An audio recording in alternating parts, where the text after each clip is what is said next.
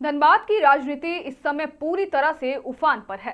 Gangster Prince Khan द्वारा विधायक अरूप चटर्जी को दी गई ताजा धमकी के बाद धनबाद के सांसद ढुल्लू महतो और विधायक अरूप चटर्जी के बीच की खींचातानी और तेज हो गई है। नमस्कार, आप देख रहे हैं मिरर मीडिया, मैं हूं आपके साथ चंद्रा सिंह।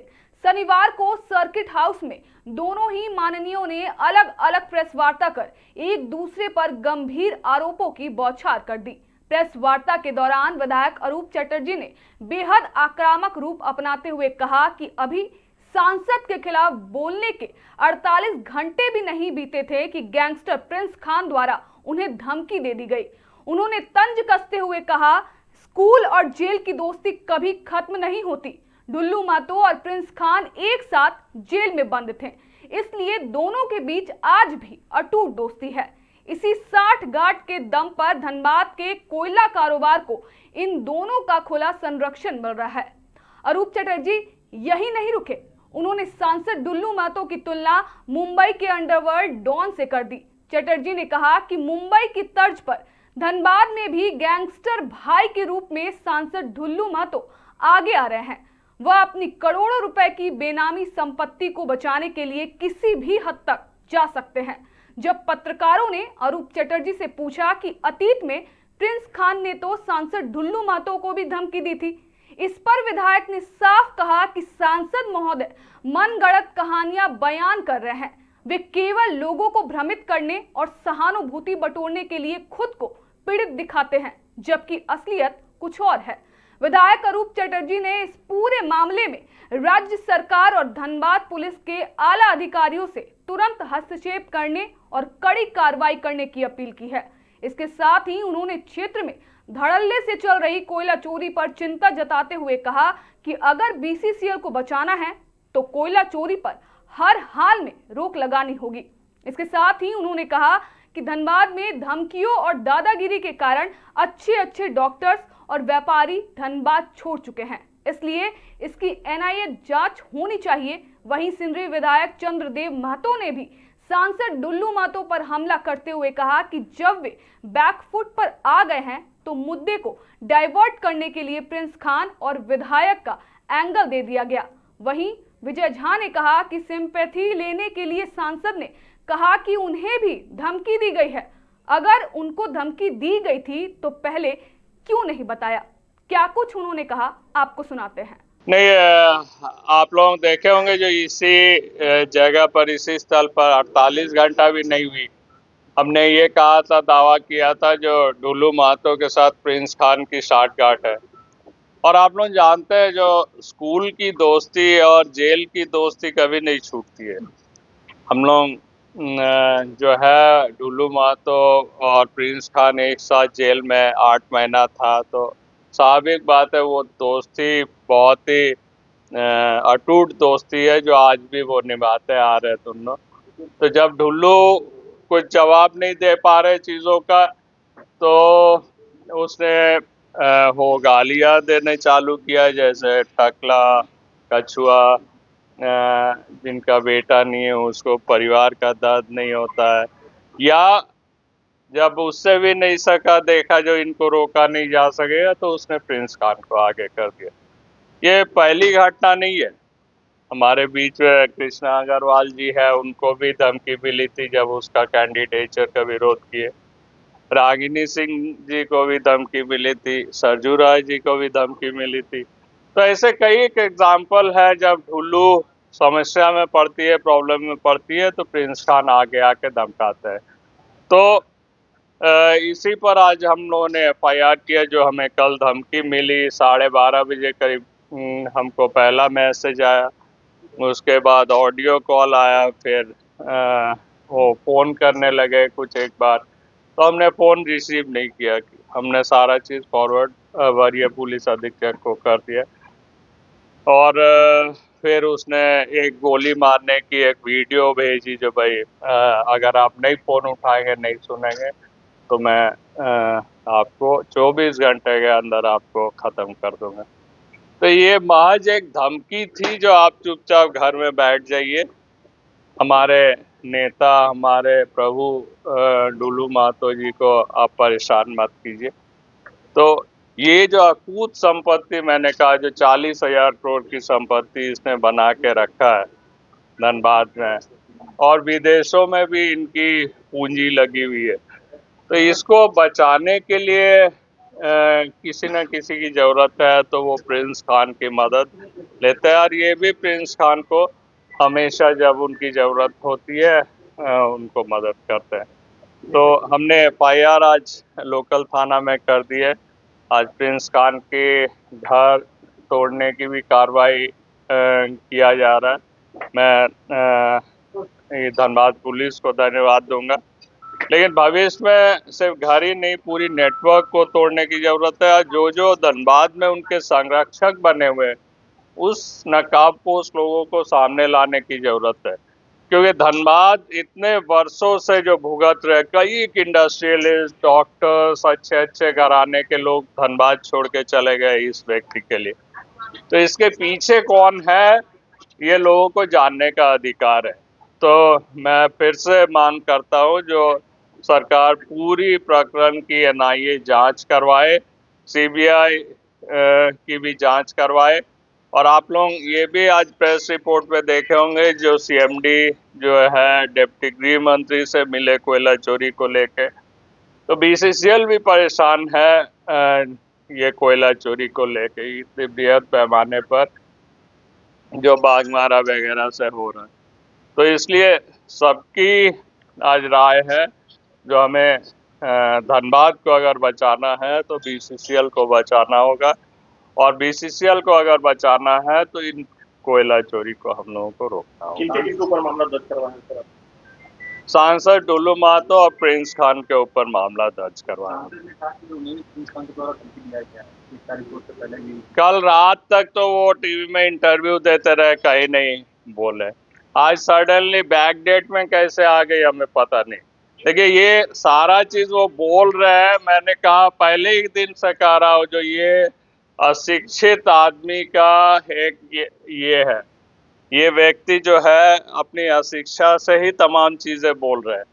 जो आज बैक डेट में मैसेज नहीं आ सकती है, सेकंड जो है ये बोलना और प्रूव करती है, जो भाई आप प्रिंस खान से मिले हुए हैं, इसलिए आज दिखाना चाह रहे जो भाई हमको 1 तारीख को मिला, जबकि 1 तारीख के बाद उसने अपना वो टकला कछुआ जो है ये सारा 1 तारीख के बाद ही कहा। तो उस समय उसने नहीं कहा, उस समय हमें गालियां दी, प्रिंस खान को कभी नहीं गाली दी। तो ये सब बेवकूफ बनाने वाली चीज है, जो 1 तारीख को धमकी मिला। तो जरूरत पड़ने से वो आज के दिन प्रिंस खान से भी कुछ मैसेज मंगा सकते हैं, जरूरत पड़ने से और भी उनकी नेटवर्क है, क्रिमिनल नेटवर्क, वो इंटरनेशनल स्तर के क्रिमिनल हम समझते हैं जो है, जो मतलब सांसद के रूप में यहाँ पर स्थापित। पिछले दिन आपने विश्वासा में 2 नाम बताए थे, डुल्लू महतो एक और एक नाम भविष्य में हम समझते जब जांच होगी तब उजागर होगी। और एक लीडर है, तो 2 लीडर है, एक भाजपा की है, एक दूसरे पार्टी की। वही ऑडियो वीडियो दिखा रहे थे, फोटो भी दिखा रहे थे, और गृह मंत्रालय को जो अनुसार को जो लेटर दिया वो भी उन्होंने दिखाया। उन्होंने ये बताया कि दिल्ली पुलिस को, गृह मंत्रालय को और धनबाद पुलिस को उन्होंने कई बार मौखिक दिया है। उनके सामने हम लोगों ने पूछा कि एफआईआर आपने नहीं कराया, तो उन्होंने शिकायत बोला कि मौखिक शिकायत करा और लिखित गृह मंत्रालय को दिया था। 1 तारीख को क्यों नहीं उसने एफआईआर लिख के दिया? मुझे कल धमकी मिली, मैं रात 10 बजे घर पहुंचा रांची से, आज सुबह एफआईआर कर दी। वो भी एफआईआर करे, सांसद एफआईआर करेगी तो प्रिंस खान के ऊपर तो और वैल्यू बढ़ेगी। वो खुद भी पीड़ित है, मामले को लेकर शिकायत लगातार कर रहे हैं। राज्य सरकार इस पर कार्रवाई की मांग कर रही है। सिर्फ राज्य सरकार क्यों, वो तो सांसद है, वो और ताकतवर है, उनके पास जो एजेंसियां हैं वो मतलब कुछ भी इंटरनेशनल ये जांच कर सकते हैं। राज्य सरकार तो सिर्फ राज्य में ही जांच कर सकता है, वो क्यों नहीं एनआईए या सीबीआई की जांच करते हैं तमाम प्रकरण? नहीं, राज्य सरकार तो जो करना होगा करेगी, राज्य सरकार तो जो करना होगा करेगी। हम इस मामले को विधानसभा में भी उठाएंगे। इस बार ध्यान आकर्षण के माध्यम से मैं सरजू राय जी से भी अभी बात की है, हम लोग ज्वाइंटली उठाएंगे इस मसले को। लेकिन केंद्र जो जांच का दायरा है, चूंकि वो दुबई में बैठे हुए हैं, पाकिस्तान में बैठा हुआ है, तो राज्य सरकार भी केंद्र सरकार को ही रिक्वेस्ट करेगी जो भाई इंटरपोल को आप सूचित करें, हमें मदद करें। उनका दावा है कि ये बातें उन्होंने अपने पार्टी के लोगों को भी नहीं बताया, इवन जिलाध्यक्ष को भी, कि सैनिक नहीं, वो लोगों में ये डर तक नहीं बताया। देखिए, आपको नहीं लगता है जो ये पैनिक क्रिएट कर देते हैं, हमें टकला कछुआ कहकर पैनिक क्रिएट कर रहे हैं यहाँ पर। वो क्यों नहीं एक बार प्रिंस खान को भी पैनिक क्रिएट करवा देते हैं जो भाई तुम अगर धनबाद में कुछ करोगे तो हम तुम्हारे विरुद्ध में कार्रवाई करेंगे। तो ये सब बेवकूफ क्यों, किसको वो बना रहा है? हमें लगता है जो उसको ठोस कार्रवाई करनी चाहिए। उनको धनबाद की जनता ने मौका दिया है। आपके पीछे 3 घंटा पहले वो किसी किए थे यहाँ पर इसी जगह पर, तो उन्होंने कहा कि जब हम सिर्फ विकास की बात करेंगे, माफियाओं को, रंगदारों के खिलाफ, अपराधियों के खिलाफ बोलेंगे, और हम चाहते हैं कि कार्रवाई हो, और विकास कोई बाधक बनेगा तो हम उसके खिलाफ बोलेंगे। निश्चय ये सोच यदि आगे रखती तो धनबाद का और विकास होता, लेकिन महज वो चिट्ठी लिखने से और फेसबुक पे फोटो डालने से नहीं होगा।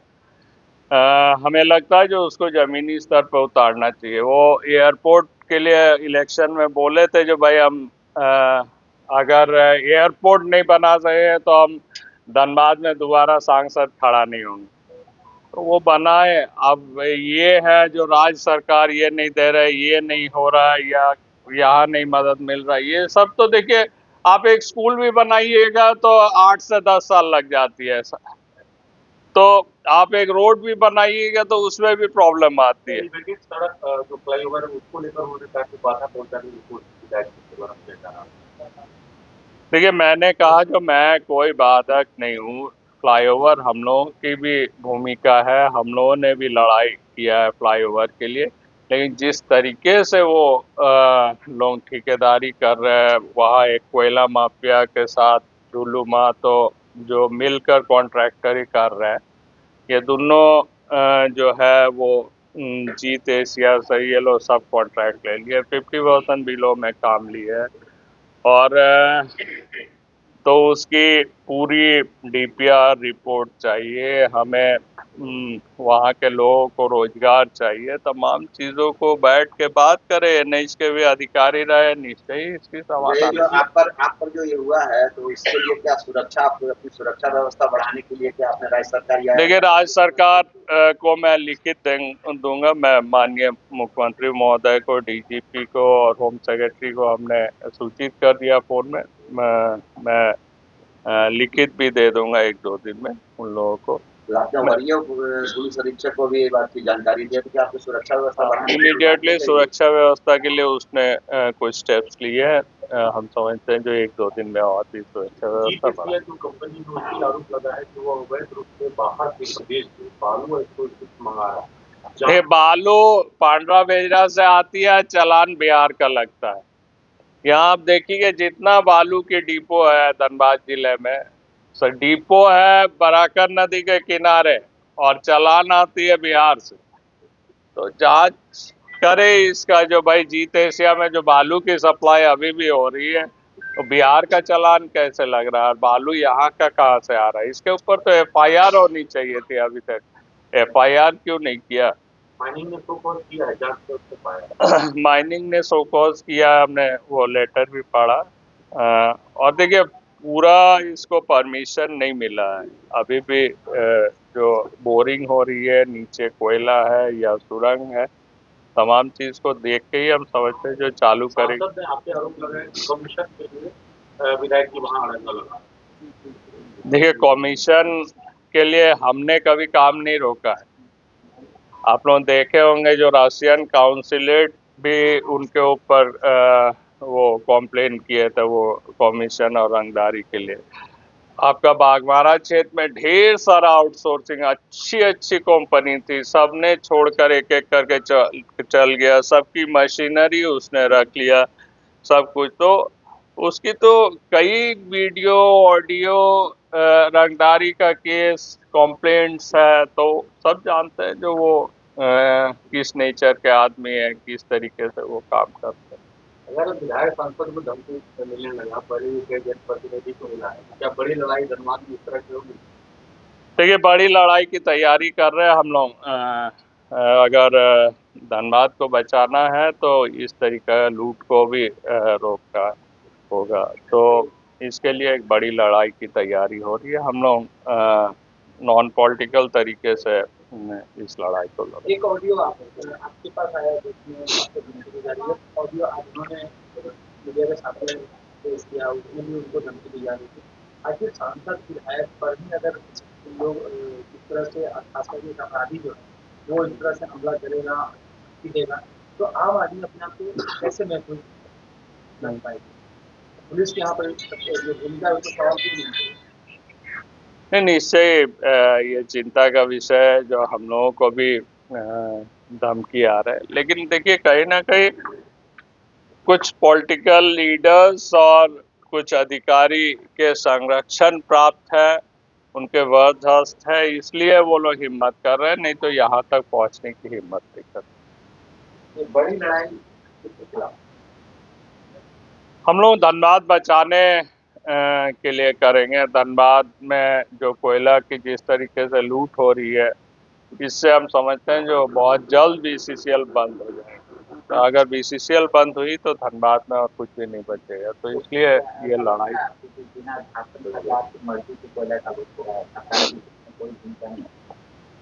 देखिए, कौन कर रहा है हम लोग इसके पीछे नहीं जा रहे, किनकी संलिप्तता है हम लोग इस पर नहीं जाएंगे, लेकिन हम लोग इस लड़ाई को लड़ेंगे क्योंकि हमें BCCL की जरूरत है, हमको धनबाद को आबाद बनाने की जरूरत है, आगे ले जाने की। आज विधायक को धमकी मिला, हो रहा है तमाम तरह बरसों से चल रहा है, कई डॉक्टरों को मिला है, कई व्यापारियों को मिला है, आपके क्षेत्र को भी कई व्यापारियों को मिला है, उस समय विधायक नहीं, मैं प्रेस कॉन्फ्रेंस इसलिए कर रहा हूं क्योंकि मैं 2 दिन पहले ही जब ढुल्लू और प्रिंस खान की जो एक्का बनी हुई, उस पर हमने सवाल उठाया था और 48 घंटा से पहले मुझे धमकी मिली। तो ये प्रूव करने के लिए जो ये सारे जितने घटना को अगर आप तार जोड़े तो ये पता चलता है जो ढुल्लू की प्रिंस खान के साथ बहुत ही गहरी संपर्क है, इसलिए मैं ये प्रेस कॉन्फ्रेंस कर रहा हूँ। आपका कहना यह है कि वो जो ऑडियो या वीडियो जो सांसद दिखा रहे हैं वो फेक है या फिर वो प्रायोजित है? अब 3 दिन बाद 4 दिन बाद उसको आप अभी प्रेस के सामने ला रहे हैं, आगे FIR कीजिए, सारे चीजों को दीजिए, उसके बाद हम समझते हैं जो प्रेस में आई है तो बेहतर है। प्रायोजित है, फेक है। नेता विधायक की प्रायोरिटी क्या है? उनका विवाद या धनबाद की जनता की सुरक्षा?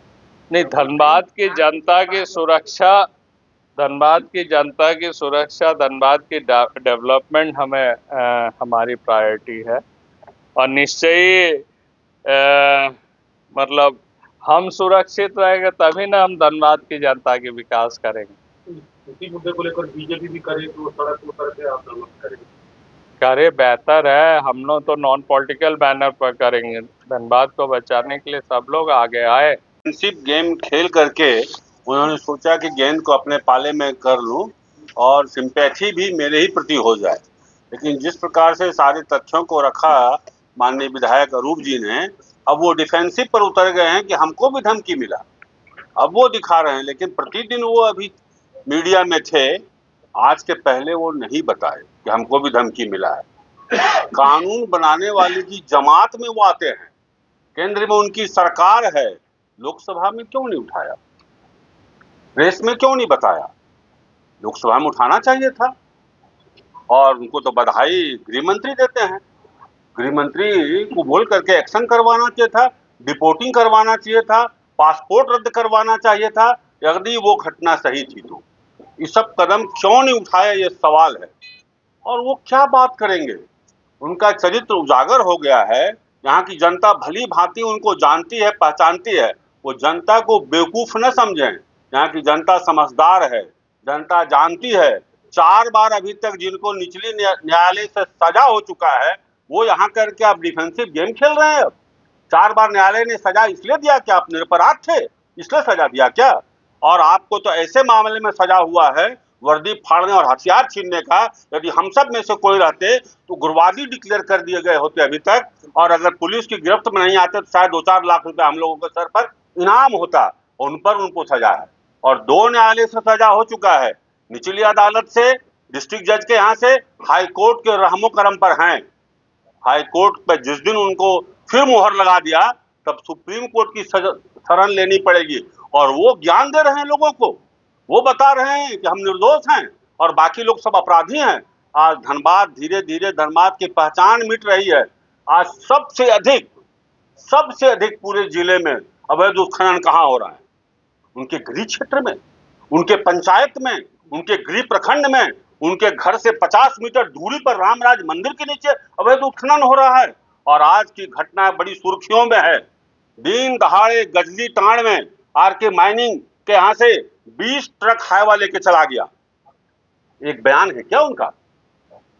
काटा पहाड़ी में 3 महीने के अंदर 6 बार भूतकान हो गया। एक बयान है क्या? शुभम यादव की हत्या दिन दहाड़े घर में घुस के सोनाडी थाना के सामने हुई। एक बयान है क्या? कैसा बनाना चाहते हैं वो जिला को? कैसा बना दिया है उन्होंने बाघमारा को? अभी बहियारडीह में जो महिलाएं आंदोलन कर रही थी, इधर पुलिस की गाड़ी पर हमला हो गया और सारे उन महिलाओं को नामजद FIR कर दिया गया, इसलिए कि वो दोबारा सड़कों पर ना आए, विरोध न करें। अंततः कल परसों एक महिला की दबकर मौत हुई है। एक महिला, देखा होगा आपने बहियारडीह में, जिस जगह को लोग असुरक्षित बता रही थी महिलाएं इतने दिन से, और क्यों नहीं बयान दिया, क्यों नहीं महिलाओं को सुरक्षा दिया? आज जमुनिया नदी जाके विजिट कीजिए, मैं सबको अपील करता हूं, जमुनिया नदी जाके देख लीजिए। इनके घर से 5 किलोमीटर एयर डिस्टेंस नहीं है, जमुनिया वहां दम तोड़ दिया है। पहले बोटल नेक मिलेगा एक पुल से, एकदम जमुनिया इतनी चौड़ी है, बाद में जाके बोटल नेक हो गया है, और इसके बाद जमुनिया वहां सूख गई है। 2 किलोमीटर आगे जमुनिया का जल दामोदर नदी में मिलता है, 2 किलोमीटर पहले ही सूख गया है। बयान दिया क्या? उस दिन माननीय सरयू राय जी आए थे तो मैं साथ में गया तो देखा जमुनिया की क्या हालत है, और जमुनिया के जल के सहारे जितनी जिंदगियां हैं उसका क्या? कभी इन्होंने आवाज उठाया क्या? कतरी नदी में जब उस दिन हम लोग गए, फिर तब देखा आपने, चूंकि 11 बजे यहाँ बैठक थी प्रशासन के साथ, तब 3-4 बजे उस पुल को, आर्टिफिशियल पुल को हटाया गया। सुर्खियों में है, सारे जो पाइप लगा करके कतरी नदी को बंद कर दिया गया था, ऊपर से हाईवा गुजरता था, उसको हटाया गया है। आज भी लकड़का 6 नंबर में एक पुल यथावत है, वैसे ही पुल है जो अभी दिया गया है कि जहां ऐसा होगा नदी को अवरुद्ध किया जाएगा तो CO और अफसर इंचार्ज नपेंगे। सबसे अधिक कहाँ अत्याचार हुआ है? नदी पर, जल पर, जंगल पर, लोगों पर, खेत खलिहान पर। अभी सलानपुर, केसलपुर धौड़ा में भूदसान हुआ था, 3 लोग मरे थे, सॉरी कांटा पहाड़ी में 3 लोग मरे थे, और केसलपुर में 7 लाशें मिली थी, 7। पूरी टीम भी आई थी, शायद माननीय विधायक जी भी थे उस टीम में। तो पूरा बाघमारा की स्थिति यह है कि कोई भी खेत खलिहान व्यक्ति, आने वाली पीढ़ी सुरक्षित नहीं है। एक स्कूल सोनाडी में धंस गया। एक बयान है क्या? तो किस बात की दुहाई दे रहे हैं वो? किस चीज का? लोगों को अब धनबाद के लोग बेवकूफ नहीं बनेंगे, उनकी बातों में नहीं आएगी। वो तो कहते हैं जीवन में मैंने कभी झूठ ही नहीं बोला। यही सबसे बड़ा झूठ है, उन्होंने झूठ नहीं बोला, ये सबसे बड़ा झूठ है। क्या वहां उस समय जब कोर्ट में खड़ा हुए होंगे वर्दी फाड़ने वाला केस में, तो क्या इन्होंने कसूर गठ लिया? वहां तो बोला हम निर्दोष हैं, यही सबसे बड़ा झूठ है। कोर्ट ने इनको माना कि झूठ बोल रहे हो, सजा दिया। सजा याफ्ता का क्या बात करना? ऐसे सजा याफ्ता से अब बचाना होगा धनबाद को। मैं धनबाद की जनता से आप सबके माध्यम से अपील करता हूं, अब वोट चरित्र पर दें, आपराधिक चरित्र पर मत दें। अब चाल चरित्र चेहरा पर वोट दें, चरित्र योग्यता शिक्षा पर वोट दें, नहीं तो इससे भी और खराब जनप्रतिनिधि आपको मिलेंगे और धनबाद का विकास कागजों में भी नहीं दिखेगा। धरातल पर तो बहुत ऊंची बात है, कागज में भी नहीं दिखेगा। आज हम लोग के यहाँ सबसे बेसी रॉ मटेरियल है। बताएं 10 साल में कोई इंडस्ट्री आया तो क्यों नहीं आया? यही कोयला हमारे दूसरे जगह जाकर रॉ मटेरियल बन जाता है, वहां इंडस्ट्री खड़ी हो जाती है, और हमारे यहाँ कोई इंडस्ट्रीज क्यों नहीं आता है? अखबारों की सुर्खियां में ये सब जब रहते हैं खबरें रंगदारी की, कोई इंडस्ट्री आएगा क्या? एक इंडस्ट्रीज आया था मुआयना करने, जब मैंने उनसे बात किया, संजोग से उस समय लगातार 2-3 ऐसी खबरें सुर्खियों में थी, उन्होंने साफ कहा, बॉम्बे से आए थे, उन्होंने कहा नहीं लगाऊंगा यहाँ इंडस्ट्री, 2-3 दिन का अखबार आपने नहीं देखा है क्या? मैं क्या जवाब देता? और वो सुर्खियों में थी खबरें।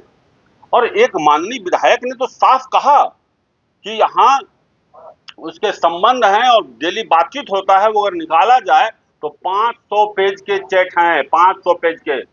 अगर वो बात गलत था, इन्होंने एडवोकेट नोटिस क्यों नहीं दिया? इन्होंने मानहानि का केस क्यों नहीं किया? ये सवाल है। मानहानि का केस करना चाहिए था, हम पर कोई आरोप लगाएगा हम छोड़ देंगे क्या? एकदम मानहानि का केस करेंगे अगर फर्जी आरोप होगा तो। और सरकार ने इनके उस केस को विड्रॉ कर लिया था, वर्दी फाड़ने और हथियार छीनने का केस विड्रॉ किया था। मैंने खिलाफत किया तो मेरे बेटे पर यौन उत्पीड़न का आरोप लगाता, सब जानते हैं, जबकि मेरा बेटा रहता ही नहीं था, ऑस्ट्रेलिया में रहता था। तो जिसका ऐसा चरित्र हो कि लगे कि रविंदर पांडे टिकट ले लेंगे मेरा, तो रविंदर पांडे पर यौन उत्पीड़न का मुकदमा हो जाता है, ये स्थिति है, तो क्या कहा जा सकता है? वो किस चीज की दुहाई दे रहे हैं? ईमानदारी की, नैतिकता की, चरित्र की क्या दुहाई देना चाहते हैं वो? इसलिए उनकी बातों जो है वो लोगों को ठगने का काम कर रहे हैं। उनका मुखौटा उतर गया है और पूरा जनता धनबाद की उनके मुखौटे के भीतर जो चेहरा है उसको देख लिया है। अब उस चेहरे को छुपाने के लिए अगर नाटक कर रहे हैं कि हमको भी धमकी आया। आपने लोकसभा में क्यों नहीं उठाया? ये सवाल है धनबाद जिला पूछना चाहता है, धनबाद की जनता। आप कानून निर्माता हैं, उस श्रेणी में हैं, आपकी सरकार है। अभी तक तो आपको सीबीआई जांच की, जब तक सीबीआई जांच की अनुशंसा नहीं होती, आपको तो दिल्ली से हिलना नहीं चाहिए था कि जब तक मैं उसका डिपोर्ट नहीं करा लूंगा, जब तक मैं उसका पासपोर्ट कैंसिल नहीं करा लूंगा, मैं दिल्ली नहीं छोड़ूंगा। ये संकल्प होना चाहिए, तब लगता है हमने सही प्रतिनिधि भेजा है वहां। साहब वहां परेशान है आदमी। एक चिकित्सक, बड़े बड़े चिकित्सक, एक बड़े चिकित्सक ने तो निर्णय ले लिया था कि मैं नहीं लौट के आऊंगा। मैंने बहुत आग्रह किया, फिर वो आए यहाँ, उनको धमकी दी जा रही थी। हम नाम नहीं बोलना चाहते थे। यही तो सबसे बड़ा झूठ है कि हमने कभी झूठ नहीं बोला। वो ये भी कह रहे हैं कि हमने इस मामले को फोन नहीं किया वाले को कि जनता पे कितना हो, और विधायक की पूरा व्यवस्था को फिर से पैनिक कर देंगे। निश्चित रूप से जितना वो समझ रहे हैं उससे कई गुना पैनिक में जनता है। उन्हें तो इसलिए वो अगर वो अरबपति जरूर बन गए, गरीब का बेटा गरीब का भाई बोल करके, लेकिन आम आदमी आज कहाँ चला गया? किस माफिया से? किस माफिया से? वो तो हमारा से एक ठोक भगाने का माफिया का क्यों नहीं काम करते हैं? वो एक माफिया को भगा के दिखा दें। कल जो घटना घटी है इससे बड़ा कोई माफिया का उदाहरण है क्या? 20 ट्रक कोयला लेकर उठ के चलते रह गया। एक बयान दिया इन्होंने क्या? तो माफिया के समर्थन में खड़े हैं कि माफिया के खिलाफ खड़े हैं? जनता देख रही है। इन्हें तो वायु श्रेणी की सुरक्षा जहां तक मेरे ख्याल से मिला हुआ है, तो उन्हें प्रिंस खान का जो धमकी का उन पर कितना असर पड़ेगा? असर धमकी है ही नहीं तो क्यों असर पड़ेगा? वो धमकी है ही नहीं। सब इन्होंने ठीक कहा, सब स्पॉन्सर्ड है, सब कुछ स्पॉन्सर्ड अपना चेहरा बचाने के लिए। जो उजागर हो गया उनका कि जब भी उनसे किसी का तीखा ये होता है तो प्रिंस खान बीच में आ जाता है। उन्होंने पार्टी को चिट्ठी लिखा था कृष्णा जी ने कि किसको कैंडिडेट होना चाहिए, किसा स्तर होना चाहिए, इस बातों को इंगित किया था। कौन आ जाता है आप समझ सकते हैं। इन्होंने बाघमारा पर स्टार्ट किया अवैध खनन के खिलाफ, तो आ गया। पहली बात तो इसी बात से कहें तो ये महज संयोग नहीं हो सकता है, चाहे कृष्णा अग्रवाल जी का प्रकरण हो या सरजू राय जी का प्रकरण हो, और अब अरूप जी ने उनके संबंधों को लेकर के 48 घंटे पहले प्रेस कॉन्फ्रेंस की और 48 घंटों के अंदर जो है उनके ऊपर जो है धमकी आता है। तो ये महज संयोग नहीं हो सकता। अगर ये संयोग भी है, जो भी है, तो इसलिए भी संबंधों की तो पूरी जांच होनी चाहिए। तो ये संबंधों की जो है वो जांच होनी चाहिए, क्योंकि 3-3 प्रकरण है। दूसरी बात जो है, इसलिए भी जनप्रतिनिधियों को, भाई आप जनप्रतिनिधि हैं तो आप क्या कहते हैं? कोई एक आम आदमी के पास कोई घटना होती है कोई दरोगा जाता है, एसपी जाता है, नेता जाते हैं, कहते हैं आप डरिए नहीं, आप प्रशासन को कंप्लेन कीजिए। आप यही कहते हैं ना, प्रशासन आपके साथ है। हम एक मिनट के लिए गौन हो जाते हैं कि प्रतिनिधि के साथ किसने क्या कहा नहीं कहा, कोई भी घटना हो, लेकिन अगर एक प्रतिनिधि के साथ कोई धमकी देता है, करता है, वो अगर मौन हो जाता है, वो मुखर नहीं होता है, वो एफआईआर दर्ज नहीं करता है, तो आप क्या दे रहे हैं संदेश? आप तो यही ना दे रहे हैं कि आपको कोई धमकी आ रहा है, डॉक्टरों को, व्यापारियों को, ये सब लोगों को तो आप सेटल कर लीजिए। इससे तो यही उदाहरण जाता है ना। और इसलिए इस मायने में तो मैं अरूप जी को शासन देंगे कि उसके बाद इनको घटना की सूचना हुई, तुरंत इन्होंने सार्वजनिक किया और निरसा पे जो है वो थाना में जो है मुकदमा दर्ज किया। और इसलिए सरकार से हमारी सी बात तो है, सिर्फ ये कोई खास का मामला नहीं है। धनबाद में लगातार इतने प्रकरण चल रहे हैं, तो खास हो या आम, उन तमाम लोगों को भी जिस तरह से इस तरह के माहौल में हैं, वो चाहे विधायक हों, प्रतिनिधि हों, या फिर कोई डॉक्टर हो या सामान्य नागरिक हो, अगर ये चीजें हैं तो ये प्रशासन की, ये सरकार की जवाबदेही है कि उनकी सुरक्षा की, उन चीजों पे जांच करें।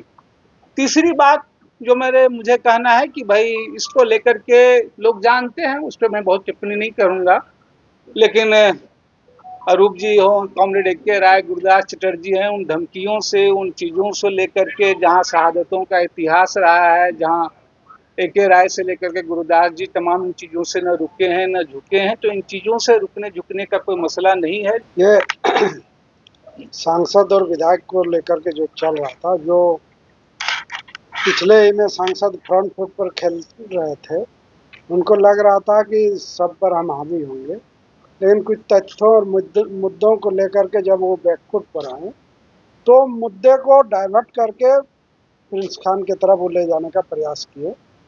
और चूंकि अभी सबको लगे कि नहीं, ये अब विधायक की सुरक्षा और गैंगस्टर का मुद्दा बन गया है, अब पहले वाला जो ही था वो नहीं था, विकास का जहाँ सवाल था, उन सबको गौन करके मुद्दे को डाइवर्ट करने का प्रयास कर।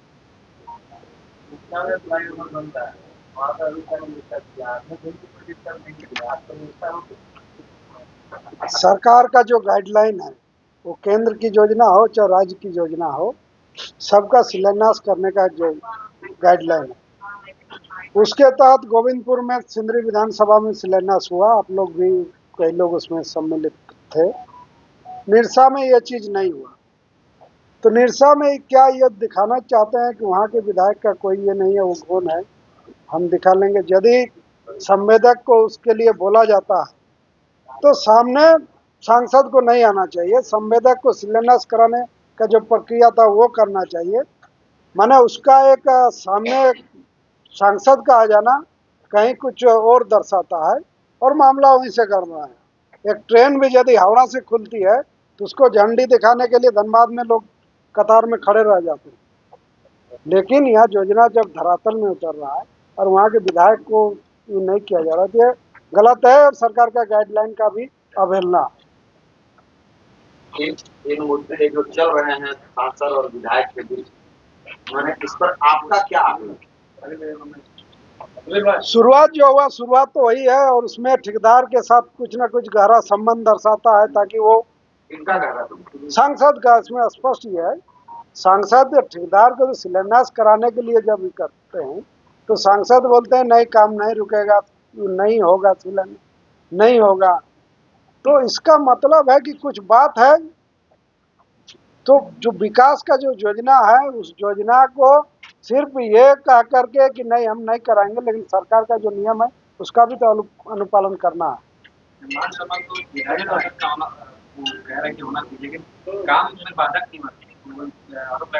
प्रक्रिया पूरा करके ना काम करेंगे, जबरन काम करेंगे। वो जो ठेकेदार है उनके पीछे बीजेपी के केंद्रीय स्तर के बड़े नेता का हाथ बताया जा रहा है, रोजगार नेता। किसी का भी हाथ हो, लेकिन काम जहाँ कर रहे हैं वहाँ के जो माननीय हैं उनको सम्मान के साथ ही आपको करना है। जो गाइडलाइन है सरकार का, उस गाइडलाइन का अनुपालन करना है। दादा, ऐसा नहीं लग रहा है कि दो माननीय के सम्मान की लड़ाई में आम जनता पीट रही है? ये प्रिंस खान जो लगभग मर चुका था, फिर से एक बार जिंदा हो गया, फिर से वो कुर्सियों में आ गया, तो इसमें तो नुकसान जनता का है। नहीं, आपका अभी कुछ कहना कुछ हद तक सही है, लेकिन उनको लाया कौन? जैसे अभी हम जो अरूप जी का जो बयान आया, इनका संबंध एक गहरा दोस्ती वाला जो संबंध है, तो उतना दिन पहले वो नहीं आए थे जब वो कर रहे थे, जब तथ्य सामने आ गए, जो बोल रहे थे कि हम इस्तीफा दे देंगे, संन्यास ले लेंगे, उन सब चीज को जब रखा गया तो फिर वो अपना ही बदलने के लिए इस चीज को तो वो तो चलिए विधायक जी के अनुसार अनपढ़ हैं, गवार हैं, कुछ भी नहीं है, लेकिन अपने विधायक जी तो मतलब नहीं, 3 बार के विधायक है, 1 बार के सांसद चुने हुए हैं, ऐसा भी नहीं है, लेकिन जिस ढंग से वो कर रहे हैं, वो एक पार्लियामेंट्री या संसदीय राजनीति में या कोयलांचल की भाषण की स्तर का हाँ राजनीति का जो स्तर है, उस स्तर को निसंदेह खराब कर रहे हैं, दूषित हो रहा है।